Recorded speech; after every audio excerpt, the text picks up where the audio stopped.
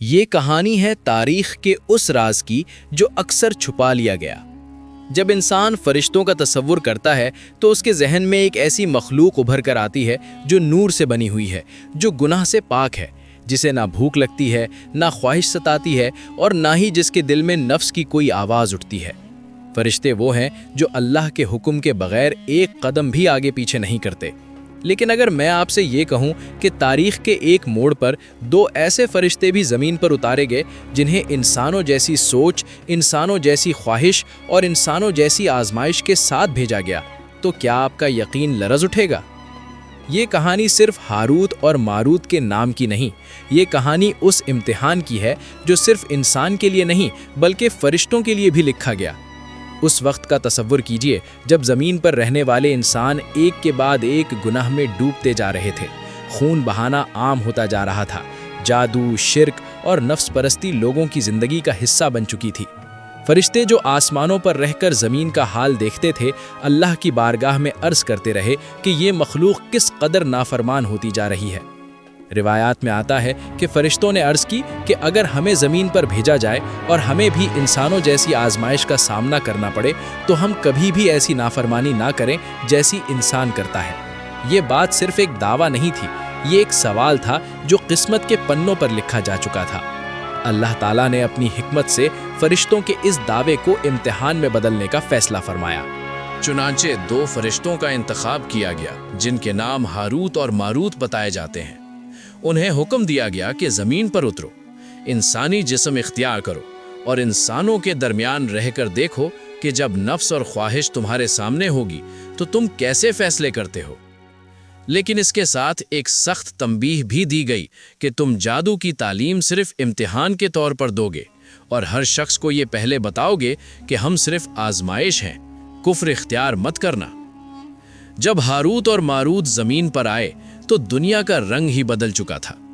یہ وہ دور تھا جہاں قوت حق کا پیمانہ بن چکی تھی، جہاں لوگ اپنی مرضی کو قانون سمجھتے تھے اور جہاں جادو کو قدرت سے زیادہ طاقتور سمجھا جاتا تھا۔ ہاروت اور ماروت نے لوگوں کو وہ علم سکھانا شروع کیا جو عام طور پر چھپا رہتا ہے، لیکن ہر شخص کو صاف الفاظ میں کہا جاتا تھا کہ یہ علم صرف آزمائش ہے، اس کا غلط استعمال تمہیں تباہی کی طرف لے جائے گا۔ یہیں سے کہانی نے وہ موڑ لیا جہاں سے واپسی ممکن نہیں تھی۔ انسان کی فطرت ہے کہ جہاں منع کیا جائے وہیں کشش پیدا ہوتی ہے۔ جادو کا علم لوگوں کے لیے صرف علم نہیں رہا بلکہ قدرت سے ٹکرانے کا ذریعہ بن گیا۔ بیوی کو شوہر سے الگ کر دینا، دلوں میں نفرت پیدا کرنا، رشتوں کو توڑ دینا، یہ سب چیزیں عام ہوتی چلی گئیں۔ ہاروت اور ماروت صرف علم دینے والے نہیں تھے، وہ خاموشی سے دیکھ رہے تھے کہ انسان اپنی مرضی سے کس حد تک گر سکتا ہے۔ لیکن اصل امتحان صرف انسان کا نہیں تھا۔ روایات میں آتا ہے کہ ایک عورت کا ذکر ملتا ہے جو حسن اور کشش میں بے مثال تھی۔ اس کا نام مختلف روایات میں مختلف انداز سے آتا ہے، لیکن بات ایک ہی ہے کہ اس کی خوبصورتی نے وہ کام کر دکھایا جو تلواروں اور جادو سے بھی زیادہ خطرناک ہوتا ہے۔ نفس کا حملہ اکثر وہیں سے ہوتا ہے جہاں انسان یا مخلوق خود کو سب سے زیادہ محفوظ سمجھتی ہے۔ ہاروت اور ماروت کے لیے یہ صرف ایک عورت نہیں تھی، یہ ان کے دعوے کا امتحان تھا۔ انسانی جسم کے ساتھ انسانی جذبات بھی ان کے اندر اٹھنے لگے۔ دل میں وہ سوچ آئی جو پہلے کبھی نہیں آئی تھی۔ یہیں پر یہ سوال پیدا ہوتا ہے کہ کیا فرشتے گناہ کر سکتے ہیں یا یہ صرف امتحان کا ایک پہلو تھا؟ اس سوال کا جواب آسان نہیں، اور شاید اسی لیے یہ کہانی صدیوں سے لوگوں کو بے چین کرتی آ رہی ہے۔ روایات یہ بتاتی ہیں کہ ان سے غلطی سرزد ہوئی یا کم از کم وہ غلطی کے قریب پہنچ گئے جہاں سے واپسی مشکل ہوتی ہے۔ اللہ تعالیٰ نے اپنی عدالت اور رحمت دونوں کا اظہار فرمایا۔ انہیں دنیا اور آخرت کے عذاب کے درمیان اختیار دیا گیا۔ یہ فیصلہ صرف سزا کا نہیں تھا، یہ اس بات کا ثبوت تھا کہ امتحان صرف انسان کا مقدر نہیں۔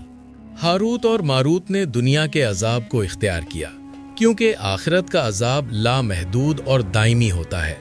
یہ فیصلہ ان کے لیے آسان نہیں تھا، لیکن یہیں سے یہ کہانی صرف ایک واقعہ نہیں رہتی بلکہ ایک آئینہ بن جاتی ہے جس میں انسان اپنا چہرہ دیکھ سکتا ہے۔ اس کہانی کا سب سے گہرا پہلو یہ ہے کہ جادو کی تعلیم سے زیادہ خطرناک چیز انسان کا غرور ہے۔ وہ غرور جو یہ سمجھتا ہے کہ میں گناہ سے اوپر ہوں، میں کبھی نہیں پھسلوں گا، میں کبھی غلط فیصلہ نہیں کروں گا۔ हारूत और मारूत की कहानी इसी गुरूर को तोड़ कर रख देती है। और यहीं पर कहानी रुकती नहीं, क्योंकि जो राज अभी तक पूरी तरह खुला नहीं, वो अगले हिस्सों ने इंसान के दिल को और ज्यादा झंझोरने वाला है। हारूत और मारूत की ये कहानी हमें सिर्फ जादू का राज नहीं बताती, बल्कि ये याद दिलाती है कि इम्तिहान सिर्फ कमज़ोर के लिए नहीं होता, बल्कि उसके लिए भी होता है जो खुद को मजबूत समझता है। जब नफ्स और इख्तियार एक जगह जमा हो जाएं, तो फिर फ़र्क सिर्फ इतना रह जाता है कि कौन संभलता है और कौन फिसल जाता है। ये कहानी इस बात का सबूत है कि इल्म रहमत भी बन सकता है और लानत भी, बस नीयत और इस्तेमाल का फ़र्क होता है। आज भी जब इंसान छुपी हुई ताकतों के पीछे भागता है, तो असल सवाल ये नहीं होता कि वो क्या हासिल करेगा, बल्कि ये होता है कि वो क्या खो देगा।